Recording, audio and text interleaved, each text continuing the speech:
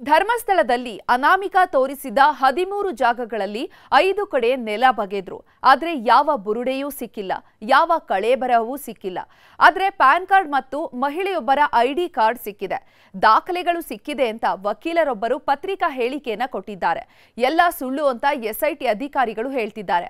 ಅಸಲಿಗೆ ಧರ್ಮಸ್ಥಳದಲ್ಲಿ ಏನೇನಾಯ್ತು ಅನ್ನೋದನ್ನೆಲ್ಲ ಕಂಪ್ಲೀಟ್ ಆಗಿ ತೋರಿಸ್ತೀವಿ ನೋಡಿ.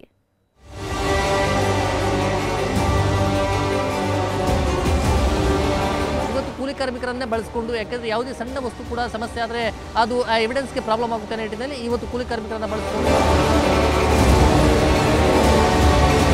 1ನೇ ಪಾಯಿಂಟಿಂದ 8ನೇ ಪಾಯಿಂಟ್ ತನಕ ಆ ಎಲ್ಲ ಪಾಯಿಂಟ್ಗಳಿರುವಂಥದ್ದು ನೇತ್ರಾವತಿ ನದಿಯ ಪಕ್ಕದಲ್ಲಿ, ಅಂದರೆ ಸುಮಾರು 10 ಮೀಟರ್ ಆಸುಪಾಸಿನಲ್ಲಿ.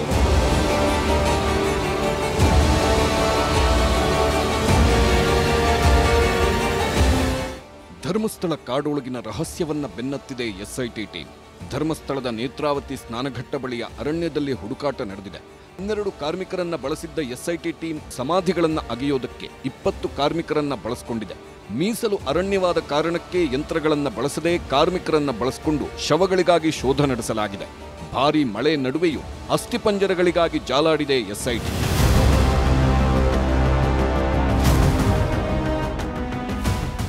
ಒಂದೆಡೆ ಎಸ್ಐಟಿ ಅವರು ಬೇರೆ ಪಾಯಿಂಟ್ಗಳಲ್ಲಿ ಶವಗಳಿಗಾಗಿ ಶೋಧ ನಡೆಸುತ್ತಿದ್ರೆ, ಅಗೆದಿದ್ದ ಪಾಯಿಂಟ್ನಲ್ಲೇ ಕೆಲವು ಮಹತ್ವದ ಸಾಕ್ಷಿಗಳು ಸಿಕ್ಕಿವೆ ಎಂದು ಹೇಳಲಾಗ್ತಿದೆ. ಮಾಸ್ಕ್ ಮ್ಯಾನ್ ದೂರು ನೀಡಿದ ನಂತರ ತಮ್ಮ ಮಗಳ ಸಾವಿನ ಬಗ್ಗೆಯೂ ತನಿಖೆ ನಡೆಸುವಂತೆ ದೂರು ನೀಡಿದ್ದ ಸುಜಾತಾ ಭಟ್ ಪರ ವಕೀಲ ಎನ್ ಮಂಜುನಾಥ್ ಮಾಧ್ಯಮ ಹೇಳಿಕೆ ರಿಲೀಸ್ ಮಾಡಿದ್ದಾರೆ. ಇದರಲ್ಲಿ ಮಹತ್ವದ ಕುರುಹುಗಳು ಸಿಕ್ಕಿದ್ದರ ಬಗ್ಗೆ ಉಲ್ಲೇಖ ಮಾಡಲಾಗಿದೆ.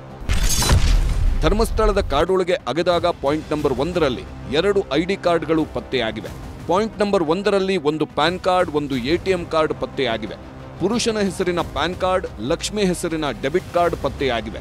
ಹರಿದ ರೀತಿಯಲ್ಲಿರುವ ಕೆಂಪು ರವಿಕೆ ಕೂಡ ಸಿಕ್ಕಿದೆ ಎಂದು ಮಂಜುನಾಥ್ ಪತ್ರಿಕಾ ಹೇಳಿಕೆಯಲ್ಲಿ ಉಲ್ಲೇಖವಾಗಿದೆ. ಪಾಯಿಂಟ್ ನಂಬರ್ 1ರಲ್ಲಿ ಅಗೆಯುವಾಗ 2.5 ಅಡಿಯಲ್ಲಿ ಸಿಕ್ಕ ಕಾರ್ಡ್ಗಳನ್ನು ಎಸ್ಐಟಿ ಅಧಿಕಾರಿಗಳು ಪರಿಶೀಲಿಸುತ್ತಿದ್ದಾರೆ ಅಂತಾನು ಸುಜಾತಾ ಭಟ್ ಪರ ವಕೀಲ ಮಂಜುನಾಥ್ ಮಾಹಿತಿ ನೀಡಿದ್ದಾರೆ. ಇದರ ನಡುವೆ ಎಸ್ಐಟಿ ಟೀಮ್ ದೂರುದಾರ ಗುರುತಿಸಿದ್ದ 2ನೇ ಪಾಯಿಂಟ್ನಲ್ಲಿ ಶೋಧ ನಡೆಸಿತು. 6 ಅಡಿ ಉದ್ದ 5 ಅಡಿ ಅಗಲ ಅಗೆದರೂ ಅಲ್ಲಿ ಶವಗಳ ಕುರುಹು ಸಿಕ್ಕಿಲ್ಲ. ಬಳಿಕ 3ನೇ ಪಾಯಿಂಟ್ನಲ್ಲಿ ಶೋಧ ನಡೆಯಿತು. ಅಲ್ಲೂ ಅಸ್ಥಿಪಂಜರವಾಗಲಿ, ಶವ ಹೂತಿದ್ದರ ಬಗ್ಗೆ ಕುರುಹಾಗಲಿ ಸಿಕ್ಕಿದ್ದರ ಬಗ್ಗೆ ಎಸ್ಐಟಿ ಮಾಹಿತಿ ನೀಡಿಲ್ಲ. ದೂರುದಾರ ಅಧಿಕಾರಿಗಳ ಸಮ್ಮುಖದಲ್ಲಿ ಉತ್ಖನನ ಕಾರ್ಯ ನಡೆದಿದೆ. ಇದೇ ವೇಳೆ 5ನೇ ಪಾಯಿಂಟ್ನಲ್ಲಿ 4 ಅಡಿ ಉದ್ದ 5 ಅಡಿ ಅಗಲ ಅಗೆದರೂ ಏನೂ ಸಿಕ್ಕಿಲ್ಲ. 3ನೇ ದಿನ ಧರ್ಮಸ್ಥಳ ಕಾಡಿನೊಳಗೆ ಅಗೆಯೋ ಕೆಲಸ ಆಗುತ್ತೆ.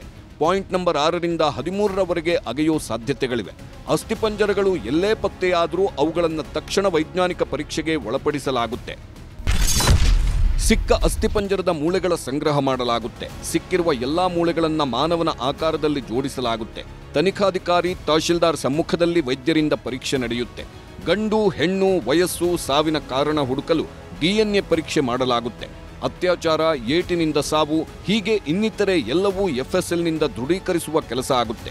ಮೈಮೇಲಿನ ಒಡವೆಗಳು ತುಕ್ಕು ಹಿಡಿದಿದ್ದರೂ ಕೂಡ ಪರೀಕ್ಷೆಯಿಂದ ಪತ್ತೆ ಹಚ್ಚಬಹುದು. DNA ಟೆಸ್ಟ್ ಮೂಲಕ ಸಂಬಂಧಿಕರ ಪತ್ತೆ ಹಚ್ಚುವ ಕಾರ್ಯ ನಡೆಯಲಿದೆ. ಕಾಡೊಳಗಿನ ರಹಸ್ಯ ಭೇದಿಸುತ್ತಿರುವ ಎಸ್ಐಟಿ ಟೀಮ್ಗೆ ಮುಂದಿನ ದಿನಗಳಲ್ಲಿ ಭಾರೀ ಸವಾಲುಗಳೇ ಇವೆ. ಯಾಕಂದ್ರೆ ದೂರುದಾರ ತೋರಿಸಿದ ಸ್ಪಾಟ್ಗಳಲ್ಲಿ ಯಾವುದೇ ಅಸ್ಥಿಪಂಜರ ಪತ್ತೆಯಾಗಿಲ್ಲ ಅಂತಾದ್ರೆ ಆಗ ಎಸ್ಐಟಿ ತಂಡ ಮುಂದಿನ ಕಾರ್ಯಾಚರಣೆಯ ಬಗ್ಗೆಯೂ ಪರಿಶೀಲಿಸಬೇಕಾಗುತ್ತದೆ. ದೂರುದಾರ 13 ಕಡೆ ಗುರುತಿಸಿರುವ ಕಾರಣಕ್ಕೆ ಎಲ್ಲಾ ಕಡೆ ಹುಡುಕಬೇಕಿದೆ. ಯಾವುದಾದರೂ ಒಂದು ಕಡೆ ಸಿಕ್ಕರೂ ಕೇಸ್ ಮಹತ್ವ ಪಡೆದುಕೊಳ್ಳುತ್ತೆ. ಯಾವುದರಲ್ಲೂ ಏನೂ ಸಿಕ್ಕಿಲ್ಲ ಅನ್ನೋದಾದ್ರೆ ದೂರುದಾರನ ಪರೀಕ್ಷೆ ಮಾಡಬೇಕಾಗುತ್ತದೆ. ಮಂಪರು ಪರೀಕ್ಷೆ ಮೂಲಕ ದೂರಿನ ಸತ್ಯಾಸತ್ಯತೆ ಬಗ್ಗೆಯೇ ಪರಿಶೀಲನೆ ಮಾಡಬೇಕಾಗಿದೆ. ಈಗಾಗಲೇ ದೂರುದಾರ ಸೂಚಿಸಿರುವ ಪ್ರದೇಶಗಳಲ್ಲಿ ಭಾರೀ ಮಳೆಯನ್ನು ಲೆಕ್ಕಿಸದೆ ಶವಗಳ ಪತ್ತೆಗಾಗಿ ಭೂಮಿ ಅಗೆಯುವ ಕೆಲಸ ನಡೆಯುತ್ತಿದೆ. ಅಲ್ಲಿ ನಿಜಕ್ಕೂ ಶವಗಳನ್ನು ಹೂತಿಡಲಾಗಿದೆಯೇ ಎಂದು ಹುಡುಕಲಾಗುತ್ತಿದೆ. ಕಾರ್ಮಿಕರು ಒಂದಾದರ ಮೇಲೊಂದರಂತೆ ಶವಗಳನ್ನು ಹೂತಿಟ್ಟಿರುವುದಾಗಿ ಗುರುತಿಸಿದ ಪ್ರದೇಶದಲ್ಲಿ ಅಗೆಯುವ ಕೆಲಸದಲ್ಲಿ ನಿರತರಾಗಿದ್ದಾರೆ. ಇದರ ನಡುವೆ ಎಸ್ಐಟಿ ತಂಡಕ್ಕೆ ಸಮಾಧಿಯ ನಿಖರತೆ ಬಗ್ಗೆಯೂ ಅನುಮಾನ ಕಾಡುವುದಕ್ಕೆ ಶುರುವಾಗಿದೆ. ಭಾರೀ ಮಳೆ ಬಿದ್ದಿರುವ ಕಾರಣಕ್ಕೆ ಮಣ್ಣು ಸವೆತ ಆಗಿರಬಹುದು. ಮಣ್ಣು ಜಾರಿದ್ದ ಕಾರಣಕ್ಕೆ ನೆಲದ ಮೇಲ್ಮೈ ಬದಲಾಗಿರಬಹುದು. ಭೂಕುಸಿತ ಅಥವಾ ಮಣ್ಣಿನ ಸವಕಳಿಯಿಂದ ಹೂತಿಟ್ಟಿರುವ ಸ್ಥಳದಲ್ಲಿ ಬದಲಾವಣೆಗಳು ಆಗಿರುವ ಸಾಧ್ಯತೆ ಇದ್ದೇ ಇದೆ. ಹೀಗಾಗಿ ದೂರುದಾರನ ವಿಶ್ವಾಸ ಹಾಗೂ ಅಭಿಪ್ರಾಯದ ಮೇಲೆ ಅಗೆಯಲೇಬೇಕು. ಅಲ್ಲದೆ ಶವಗಳನ್ನು ಹೂಳುವಾಗ ಎಷ್ಟು ಆಳ ತೋಡಿದ್ದ ಎಂಬುದನ್ನು ತಿಳಿದುಕೊಂಡು ಅಗೆಯಬೇಕು ಅನ್ನೋದು ತಜ್ಞರ ಸಲಹೆ. ಯಾರು ಊತಿದ್ದಾರೆ ಅವರೇ ಊತಿರೋದ್ರಿಂದ ಅವ್ರಿಗೆಲ್ಲ ಗೊತ್ತಿರುತ್ತೆ ಎಲ್ಲೆಲ್ಲಿ ಯಾವ್ಯಾವ ಅಡಿ ಎಷ್ಟು ಅಡಿ ತೆಗ್ದಿರ್ತಾರೆ ಅಂತ. ಸೊ ಆ ಆಧಾರದ ಮೇಲೆ ತೆಗೆಯೋದು ತುಂಬಾ ಈಸಿ ಆಗತ್ತೆ. ಬಟ್ ಇದು ಬಾಡಿ ಕೆಳಗೋಗೋದಿಲ್ಲ. ಇನ್ನ ಬೇಕಾದ್ರೆ ಕೆಳಗಂದ್ರೆ ಡೆಫಿನೆಟ್ಲಿ ಇದೇನಂದ್ರೆ ಈ ಮಳೆ ಬಂದು ಮಣ್ಣೆಲ್ಲ ಸ್ಲೈಡ್ ಆಗಿ ಆ ಜಾಗದಲ್ಲಿ ಲ್ಯಾಂಡ್ ಸ್ಲೈಡ್ ಆಗಿದೆಯೋ ಇಲ್ಲೋ ಅಂತ ಅದೊಂದು, ಯಾಕಂದ್ರೆ ಈ ಜಾಗದಲ್ಲಿ ಅದೊಂದು ತಿಳ್ಕೊಬೇಕು. ಇನ್ನೊಂದು ಜಾಸ್ತಿ ಮಳೆ ಬಂದಾಗ ಮಣ್ಣು ಸಹ ಅದರ ಒಟ್ಟಿಗೆ ಬರುತ್ತೆ. ಅವಾಗ ಒಂದು ಅರ್ಧ ಅಡಿ ಒಂದಡಿ ಸ್ವಲ್ಪ ವ್ಯತ್ಯಾಸ ಆಗ್ಬೋದು ಹೊರತು ತುಂಬಾ ವ್ಯತ್ಯಾಸ ಆಗ್ಲಿಕ್ಕೆ ಸಾಧ್ಯ ಇಲ್ಲ.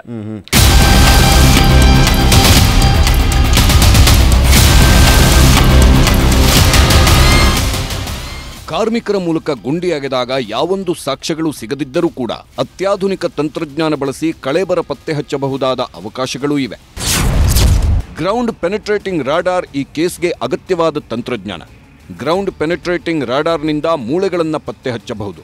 ಗೊತ್ತಿಲ್ಲದ ಜಾಗಗಳಲ್ಲಿ ಹುಡುಕಲು thermal scanner, snipper dog, ground penetrating radar ಅಗತ್ಯವಿದೆ. ಧರ್ಮಸ್ಥಳದಲ್ಲಿ ಗೊತ್ತಿರುವ ಜಾಗಗಳನ್ನೇ ಅಗೆಯುತ್ತಿರುವ ಕಾರಣಕ್ಕೆ ದೂರುದಾರನೇ ಹುಡುಕಬೇಕಾಗಿದೆ. ಗ್ರೌಂಡ್ ಪೆನೆಟ್ರೇಟಿಂಗ್ ರೇಡಾರ್ಸ್ ಅಂತೀವಿ ನಾವು.